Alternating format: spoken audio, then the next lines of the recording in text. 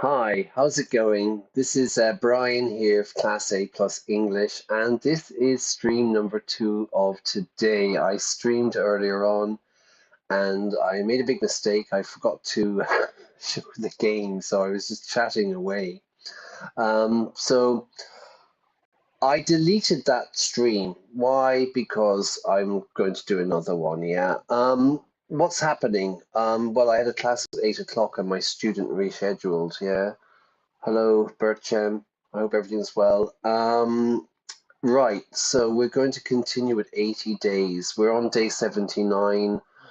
Um, we're not going to win the game, so I just want to finish it and see what happens at day 80, you know? What did you miss in the last stream? Well, about an hour ago.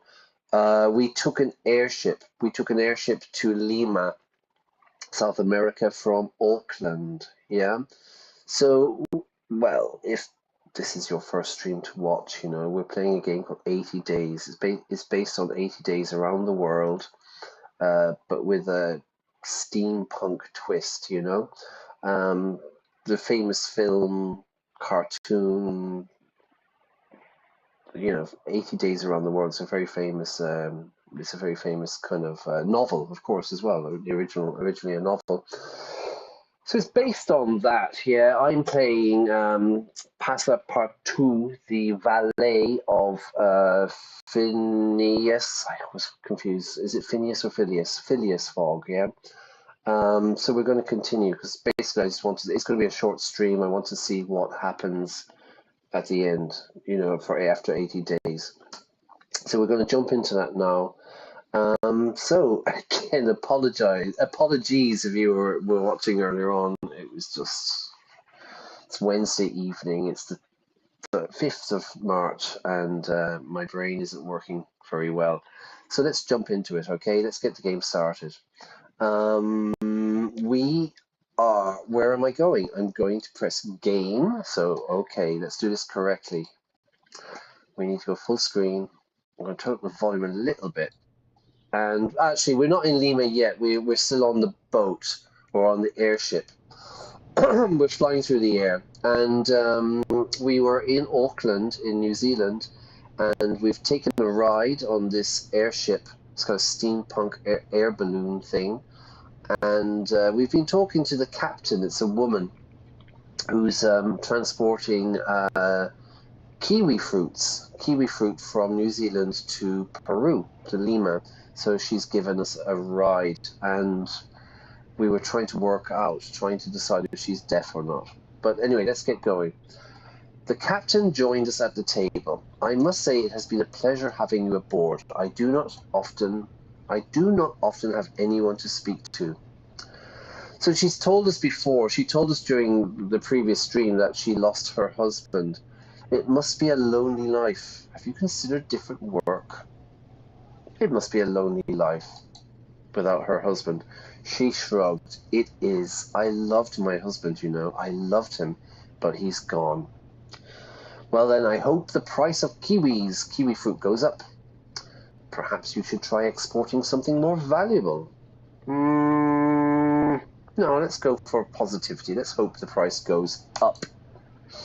She smiled. I think it will go down, she said. Soon they will realize they grow as well in California as they do in New Zealand. Then what will you do? But they haven't realized yet, so we still have time, everyone. So let's have a go.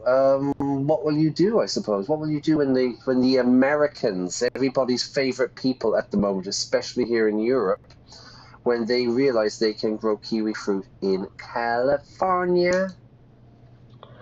A terrified look suddenly entered her eyes. Oh, I have to say, you missed me singing a few songs on the previous stream, so be thankful for that, yeah, if you missed it. A terrified look entered her eyes. I have no idea. She stood suddenly and moved away from the table. We will be in Lima soon.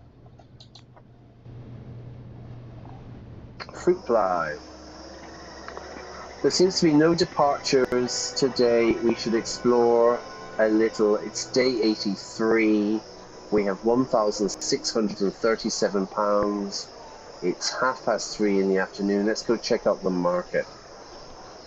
Ooh. Can I sell this?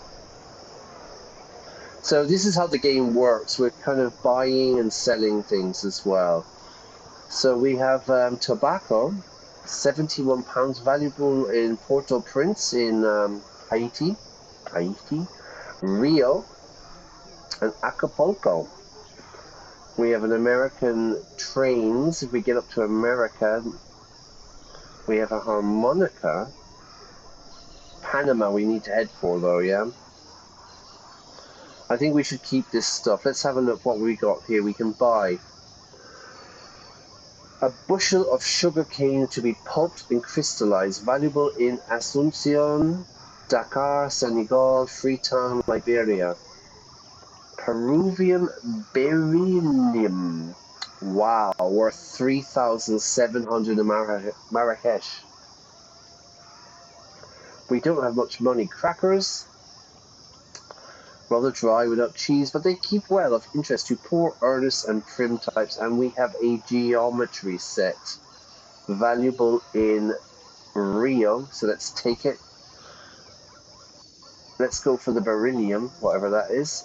And let's go for this, the sugar cane. I love your sugar cane. All right.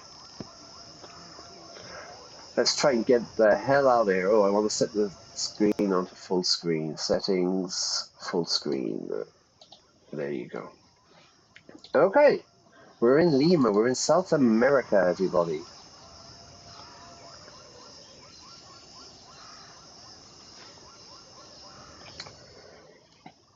Hang on, let me turn some things off that I don't need.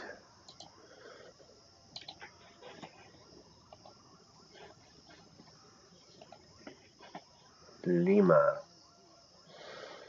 the capital of Peru. Quick facts: Lima, the capital of Peru, lies on the country's arid Pacific coast. Though its colonial center is preserved, it's a bustling metropolis and one of South America's largest cities. It's home to the Museo Larco collection of pre-Columbian art and the Museo de la Nación, tracing the history of Peru's ancient civilizations. Who were in Peru? Is it Incas? Aztecs were Mexico, right? Incas were probably Peru. That's the Andes, isn't it? Yeah, I think so. The Plaza de Armas and the 16th century cathedral are the heart of old Lima Central, the city centre. So you can see it there. Wow, it looks really nice. Hotels look cheap. Would I like to go to Lima? Sure. So we can see here, south of Ecuador, we got Bolivia, Brazil to the west, Chile to the south, Argentina.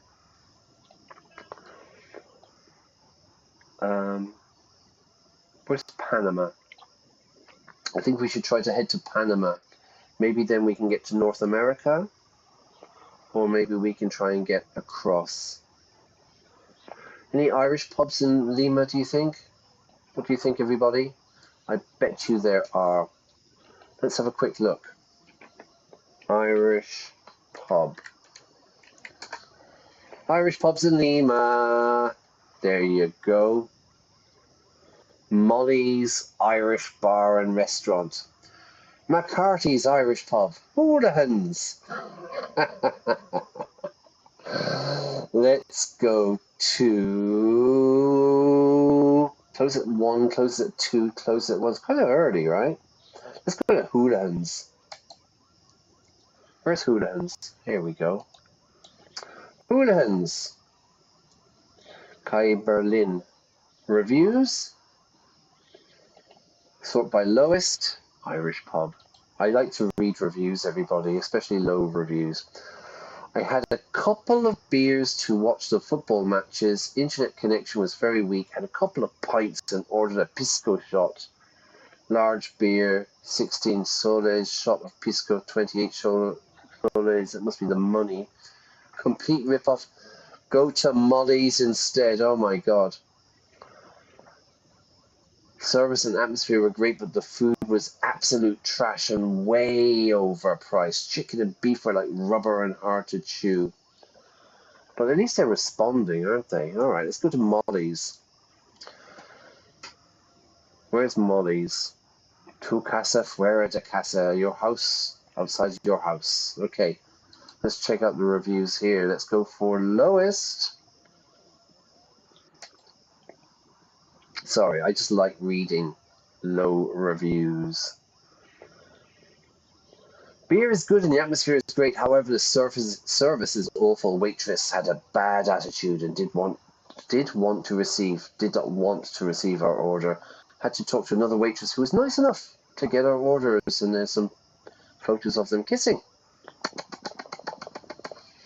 Not really an Irish bar. Oh my God, can you imagine? A pub in Lima, Peru is not really an Irish bar. Food is okay, but well overpriced. May as well eat back home. 20 soles for a fake Guinness. They don't even sell Guinness. It's their own stout. That isn't even a pint. It's 400 milliliters, and that place is frequented by ladies of the night and people hoping to prey on tourists. Some reports recently of local peperas, girls or people who spike your drink. If you have the money, go, but be safe. That kind of sounds like fun, actually, if you ask me. The place has a nice distribution of tables. Service sucks. We had to ask the bartender for our own drinks while in a table. Definitely have to be Caucasian to get good service. Ooh. Don't have boneless. Owner is rude. Okay, we're going to leave it there, I think. That's enough of the Irish pubs in Lima. The Lion's Head, mate. Good English pub. English, bitter English prices. It's closed. Okay, it opens at 3. Alright, that's enough of that. Checking out Irish pubs as we traverse the world. Let's go for back to the game. Plan. Okay, we got Santiago. That's it.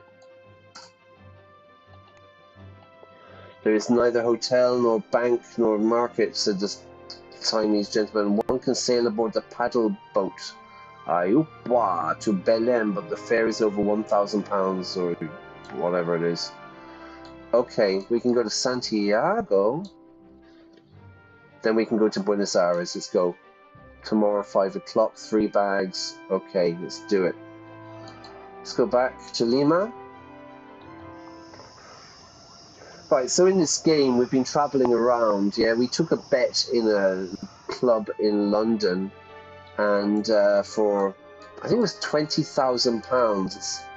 I worked out it's just under £2 million in today's money.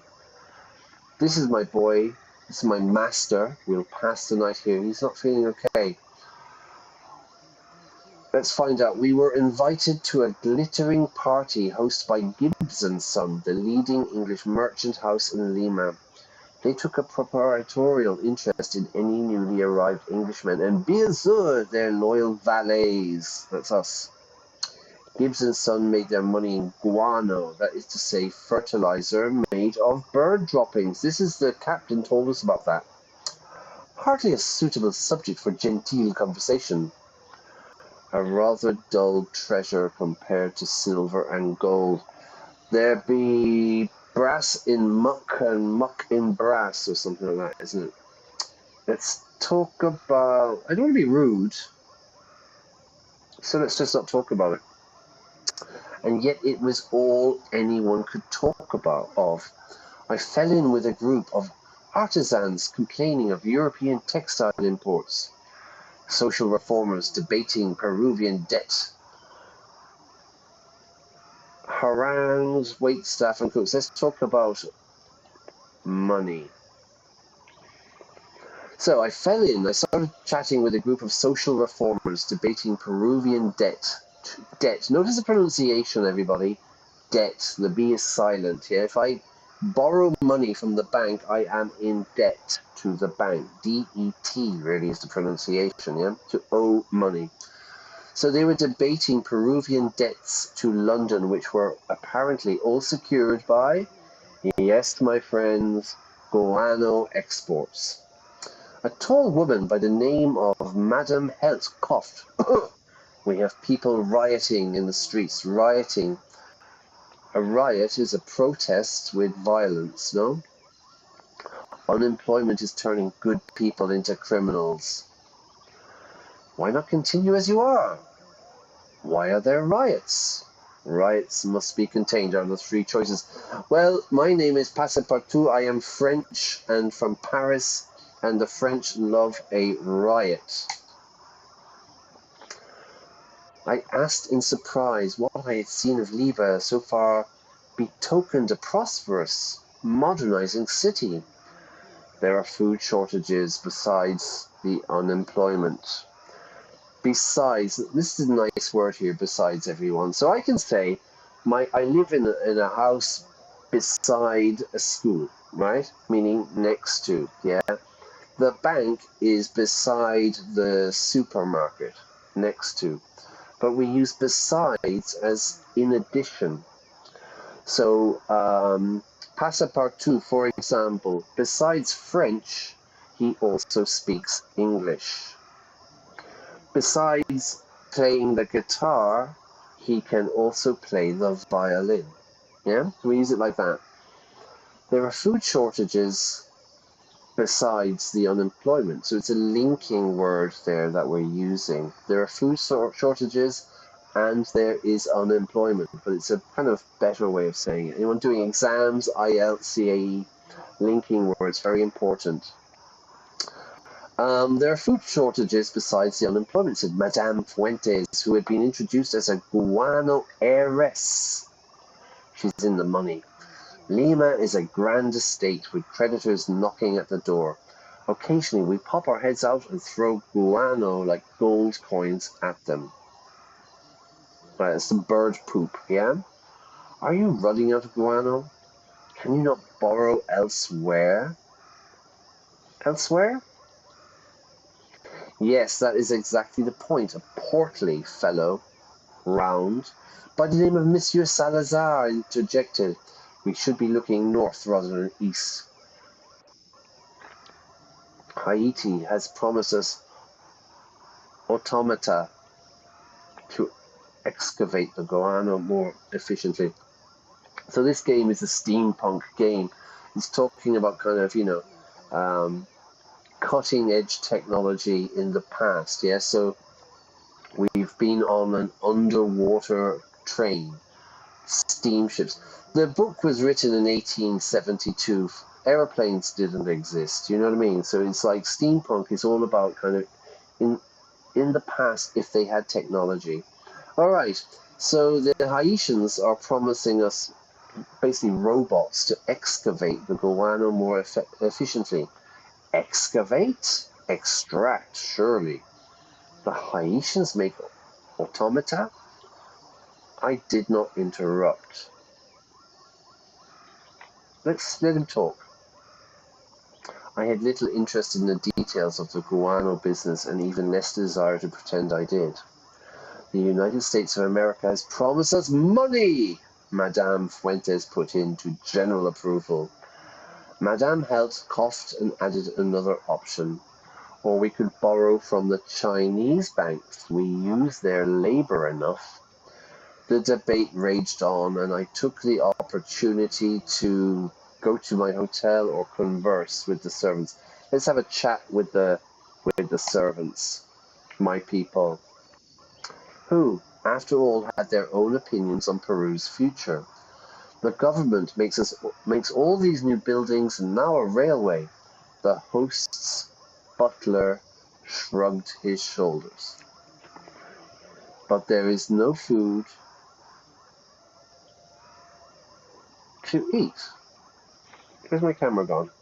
Hang on.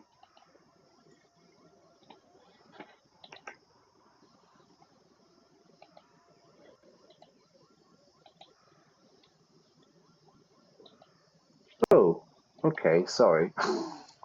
I'm not having any joy with this game, yeah. This game, every time I play it, something goes wrong.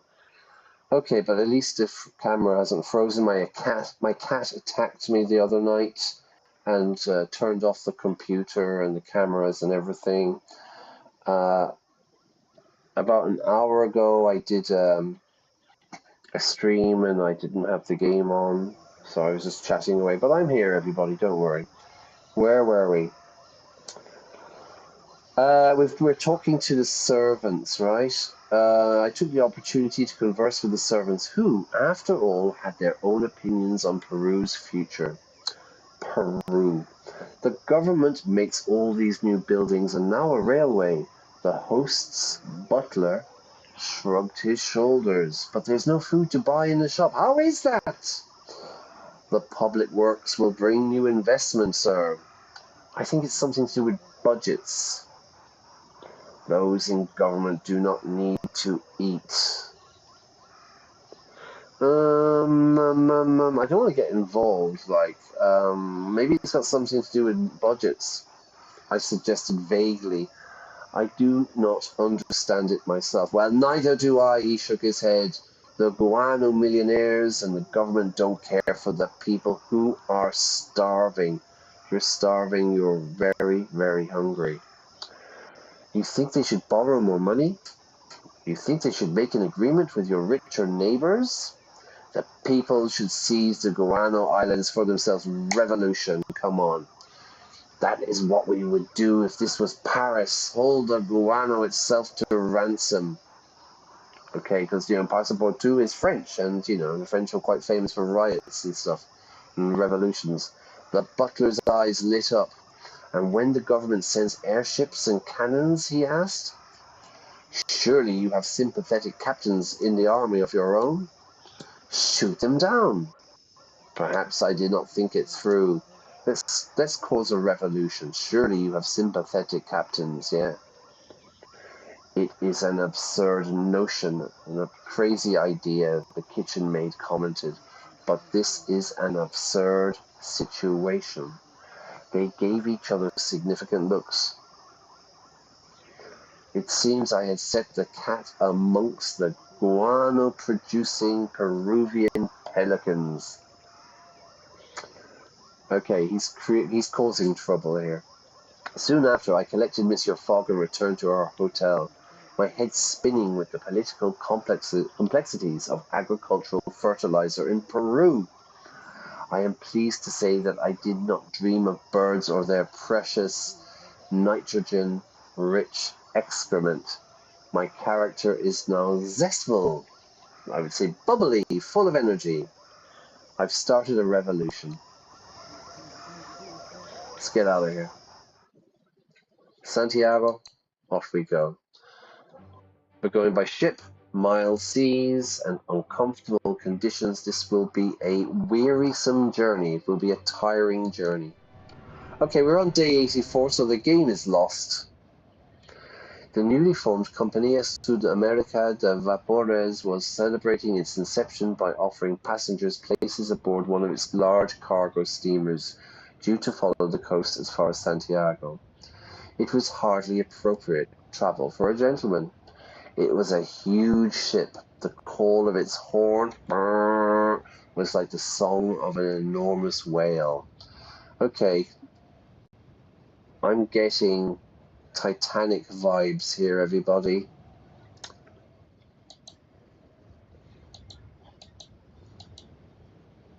It was a huge ship. The call of its horn was like the song of an enormous whale.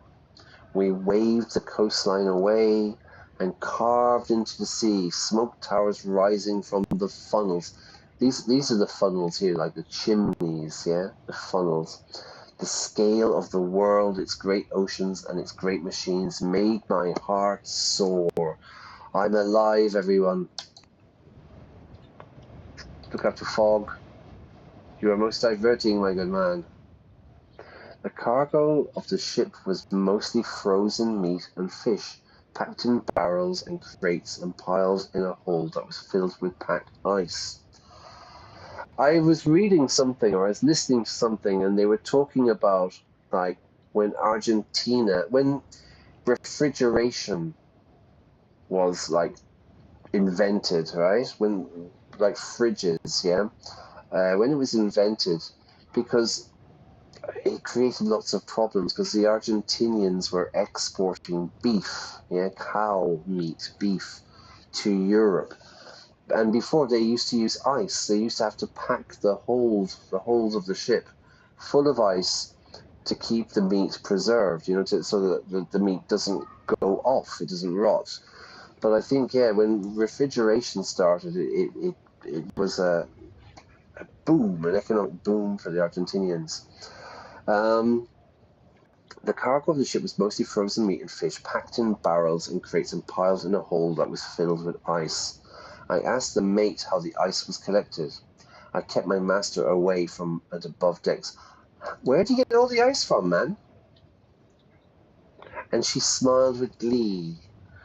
We ship it from the Antarctic shelf. There's an icebreaker permanently stationed there to chew out blocks for us to use. Have you been there? Are you destined that way after Santiago now? Are you destined that way after Santiago now? I don't know what that means. Have you been there? I demanded. Indeed. Have you been to the South Pole? Don't be stupid, she answered, punching me on the arm. No one's been to the South Pole any more than they've been to the North. But of course, I replied. But you have been to Antarctica? I asked. When we go to restock, when we go to get more ice, we all go. We had a penguin in the hold once. We brought it out and kept it for a while. We called it Marco.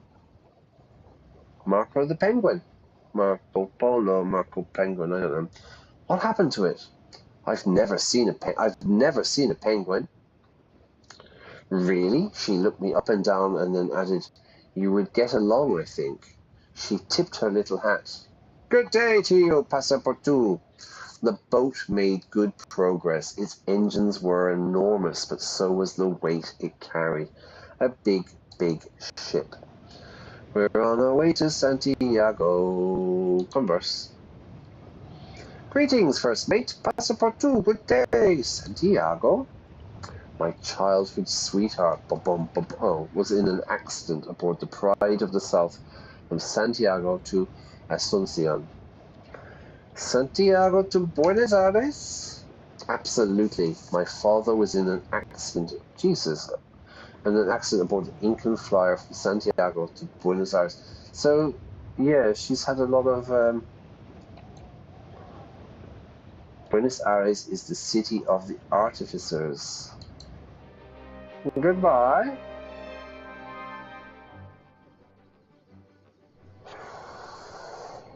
The other passengers taking the celebratory trip were a mixed bunch of people. They were different. A few were dignitaries, important people, a retired army man, a singer, a politician. For the shipping company was the pride of all Chile. Others were interested members of the public. The youngest was 4. The oldest was Peru's oldest woman. Let's go have a chat with her. Who claimed to be 114 years old. Give or take, she added vaguely, waving a hand that was a few flimsy bones inside a loose bag of skin. She had been carried aboard by 3 sailors. She was a fountain of knowledge. Okay, let's interrogate her. She was a fountain of knowledge, but most of it many scores of years out of date. She remembered the handover of Chilean from royal to military rule. The handover of Chile, that should be, yes, mistake, from royal to military rule. Quite fondly considering the bloodshed involved and claimed to have dated the last Incan in the country. She went inside as the evening air grew chilly, and I stayed at the rail a moment. I returned quickly to my master. Let's go back to my master. He's at 69. We need to make sure he's okay. And the necessities of the immediate present. Okay, we're broke. We're down to £800, everybody. We need to make some money. The steamer slowly turned eastwards towards the shore as we headed for Santiago. our great horn blaring to warn the smaller ships to stay clear, to keep away. I encountered the mate again, and we waited for the gangplank to be lowered. The gangplank is when you leave the ship onto land, right? It's the gangplank to be lowered. How did you find our journey, friend? She demanded. The smell of fish was very strong, rather slow. Fish. The smell of fish was rather strong, I complained. Oh, well, she agreed, so it is. I suppose I'm used to it. I'm a smell of fish myself. I sniffed experimentally. Of course not. Let's make a joke. But before I could reveal my findings, she had blushed red and hurried away to resume her duties. We disembarked, so we got off shortly after, grateful to be on dry land once more. Good gracious, this is rather more strenuous than I anticipated. Go check out the market immediately. Anything to sell? 100 quid?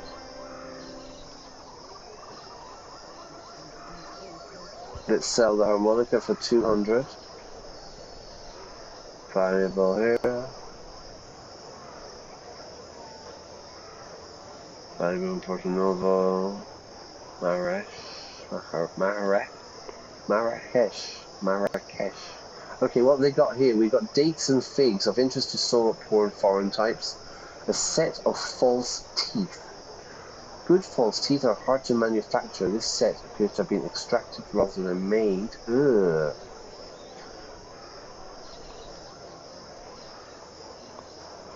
Let's buy this. Let's buy that. Let's leave it there. Let's plan. Let's go to Asuncion. 2 days at 1 o'clock. I think we don't have any money.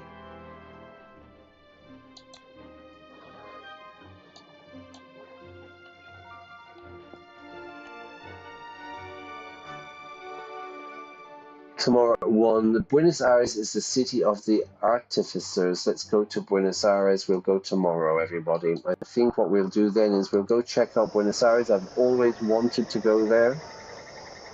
And the game is going to continue. I don't think there's much point.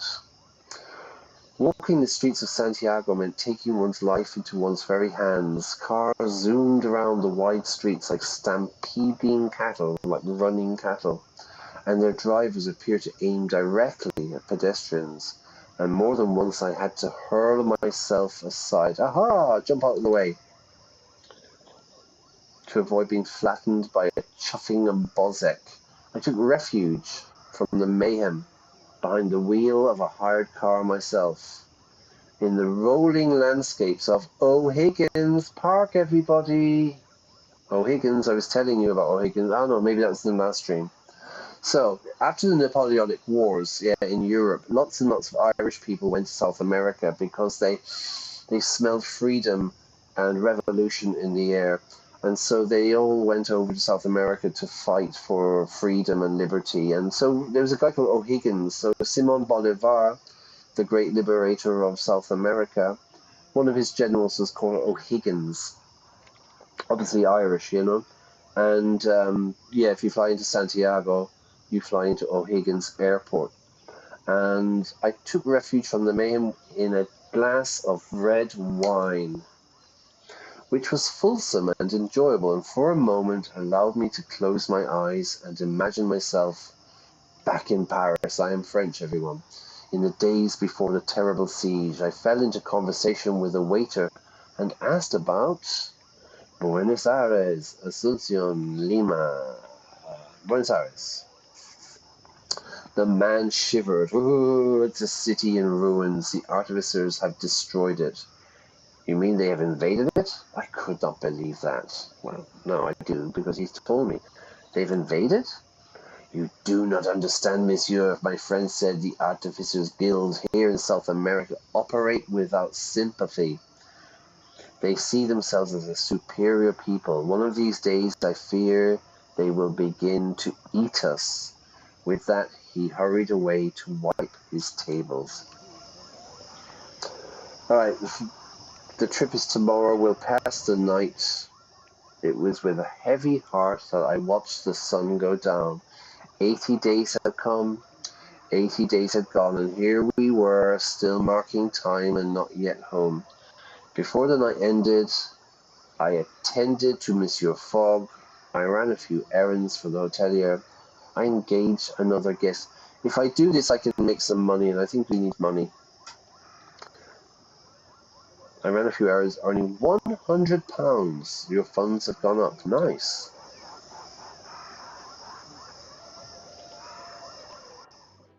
Let's get out of here.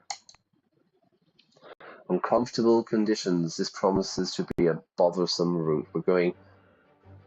We're traversing South America, everybody. I think what we're going to do is we're going to get to Buenos Aires. We'll see if we can find anything, and we're going to actually finish the game there. I guess it just continues, you know, like that. You get back to London, but it's going to be like 100 days or something. So I'm definitely going to play this game again, and we'll go a different route. We've had problems overseas. We've definitely had problems in the air. So maybe we could go kind of, you know, through Russia, China, I don't know, Korea, Japan, and then South America, because it was a bit of a disaster, our route. We departed from Estación Central in the evening. The building filled me with curious, of nostalgia, which I put immediately behind me in the interest of speed, which I resolved to understand. So I'm feeling very sentimental and nostalgic about the train station, which I resolved to understand, eventually finding a small plaque that declared the building the work of Gustave Eiffel himself, a man I had served with during the siege of Paris, who had spent his evenings drawing strange metal strut contraptions in pen and ink. He had seemed feckless to me. I always admired his discipline. Feckless is like not having any, you know, not being responsible, you know, like just not really caring.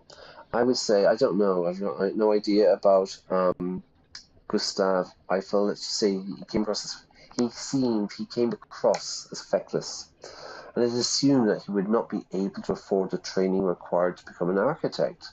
So it was nothing short of startling, amazing to see his work out here, on the other side of the world. I pointed it out to my master.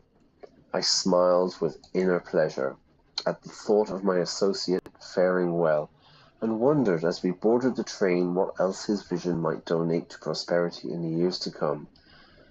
When was the Eiffel Tower built? I have no idea.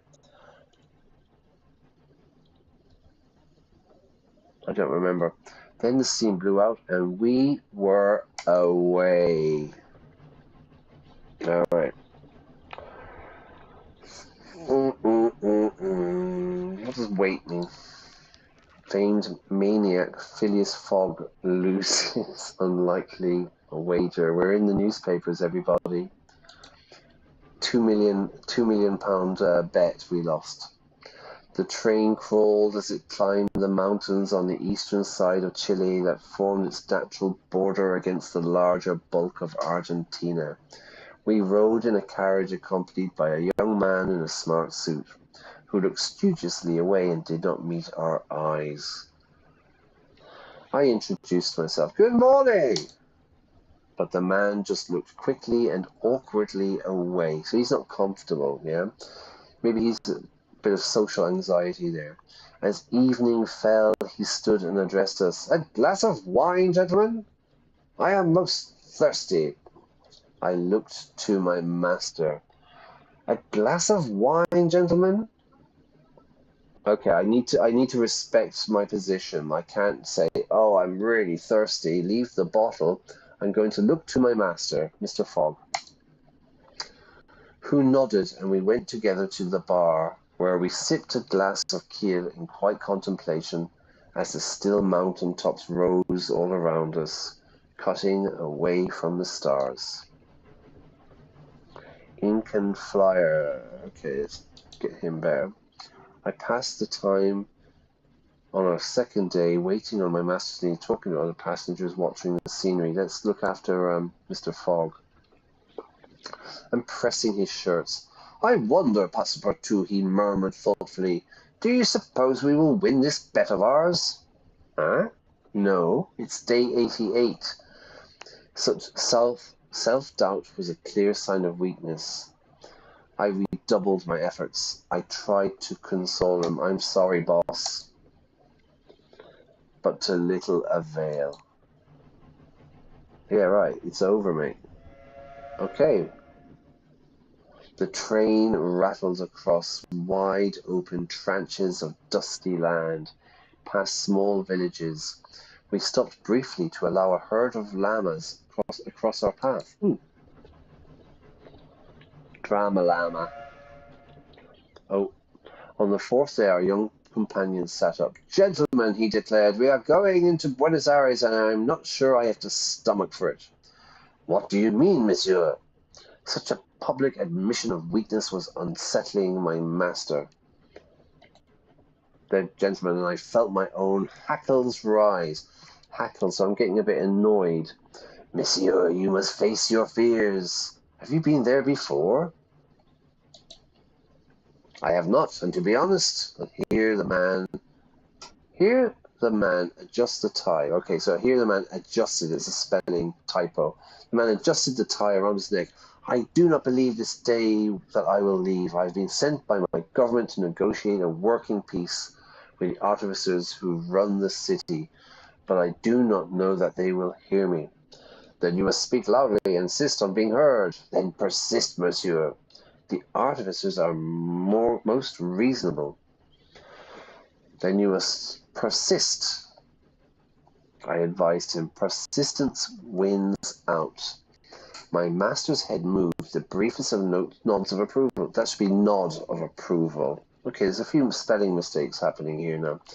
The young man shook his head. I fear they will judge me as they judge Chile, as small and insignificant to their wider plans.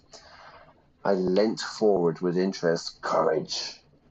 Perhaps we can help, I replied. He looked at me, but with no confidence, and shook his head once. I fear for my country, he murmured. I fear for us all. And with that dire warning, we entered into Buenos Aires station, a large but decaying pavilion, empty except for the birds and groups of the homeless people living in the streets, sheltering from the downpours of the season. A downpour of rain, okay? We'll do a whole stream about rain one day. This hardly seemed like a town of artificers to me. Relations with Fogg have strengthened slightly. He's tired, he's on 43. We need to find a hotel. We will have to explore Buenos Aires to find an onward journey. Okay, we need to go to the market. £2, 130, 13, 16, 78, 90. Let's sell the teeth. Let's sell the tobacco. That gives us like nearly £800. Now we've got pressure gauge, Gideon's Bible, healing salve for tired joints and bones. We've got a hammer. We've got a hairbrush. Well, let's just buy a hammer for sure.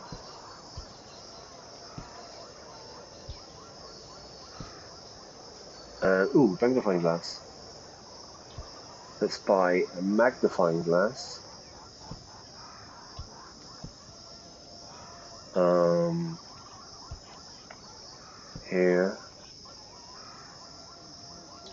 Here.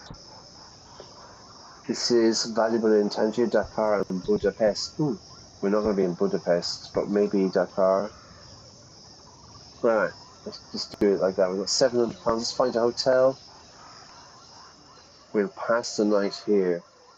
Buenos Aires was a city like no other I've seen in my travels. A fairyland, surely, an architect's dream, a place without humanity. a fairyland. Surely of dreaming, twisting spires of metal and glass striking up from the banks of the sluggish Rio de la Plata and clawing at the sky, their tips tied together by sky bridges, busy with automatic phaetons, I have no idea what that is, and loping automata. The streets themselves were all but empty. I stared upwards, open-mouthed, shielding my eyes from the glare. Wow, I'm impressed. With every moment that passed, I gasped again. Towers opened their tops to allow dirigibles inside. Automata gleamed as they leapt from one balcony to another across vast empty space. Monsieur, this is some kind of heaven. This place is formidable. Let's go for formidable. Oh, for a present place. It's most remarkable, he replied. I had not heard of such a thing, and even my master's unusual pragmatism appeared shaken to its very core by such an ambitious creation. We made our way down the centre of the street, shining towers to our left and broken stone buildings to our right. As we walked, I grew increasingly fearful of the attention we were getting. I approached the base of a tower, hoping for a door. I approached one of the lurking figures to ask for information. Are we going to get robbed, do you think? But the poor creature only stared at me. What are you doing down here? The man demanded. Are you a dream? No, monsieur, no dream. I am a traveller. The redness around his eyes was unmistakable, as was the thinness in his cheeks, the sunken pits of his eyes. His flesh was collapsing back onto its frame. When did you last eat, monsieur? These are the artifice's towers. When did you last eat, monsieur? He shrugged. I eat. I'm alive. We share what we can scavenge, what we can find. He coughed sharply. But if you wished to sell your goods, who would sell to us when those above have unlimited money and unlimited needs? The sound of a jangling bell echoed down the crumbling stone street, and the man leapt to his feet. The sisters, he cried, then was off at a run. I let him go. I followed him quickly. I'm going to let him go, everybody. Artificers, surely no one could build such a thing, and yet, would they leave a city to fall to ruins in this way? My master gently touched my arm. Passepartout, we must find a way up. We went next to the base of a tower, hoping for a door somewhere to rest. The riverbank. Let's go for a rest. Thinking perhaps the situation would be better come the morning. We spent the night in a doorway in an abandoned building, in the shadow of a grand, wide marble staircase that was now cracked and broken. I slept fitfully at best, woken every few minutes by another ghost strolling past. How do you look so well, Pascal? I feel so weak. He is really, really ill. And I think at this point, everybody, we are going to finish the game. It's been quite a ride. We're on day 91. We were supposed to go around the world in 80 days. We haven't done it, but we are definitely going to revisit this game. I really enjoyed it, and I really enjoyed the storytelling. We met the levitating atheists in Greece. We went to Venice. We've been to Istanbul. We were in, where else were we? Dubrovnik. Really nice. Maybe next time we go like China, Russia, something like that, yeah? But I'm going to finish the game. I'm not going to continue it to London, yeah? But I will start again. I'm going to play a new game probably Friday night or Sunday morning. It's a new game I bought a couple of days ago. Again, it's a story-driven, well, it's an RPG, a role-playing game. And you play the game, it's like your characters through their whole life, you know, and like every decision matters. And there's a lot, I played it for a little bit last night, and I think there's lots and lots of vocabulary we can look at. A lot of reading for me, so I need to keep my throat lubricated, you know, so that my angelic voice rings true to you. But we're going to leave it there. Anyway, so if you've enjoyed this, if you're new, go back and watch the previous ones. Yeah, go back to the start. This is like the 8th stream we've done for the game. I'm definitely coming back to it in the future. We'll be starting a new game on Friday night, I think. And yeah, so if you haven't already, please subscribe, press notifications, because I don't have a really fixed schedule for the streams. You know, I can only do it when I've got some free time. So notifications will tell you when we are here. And please like the video and go check out the other ones. There's Hercule Poirot games. There's some Walking Dead games. There's a Batman game. One Night Stand. Go check out the playlists, yeah? And I hope you enjoy it, yeah? It's a really small channel, but we're trying to get better, you know? So talk to you soon, and I will see you later. Have a good evening. Bye-bye.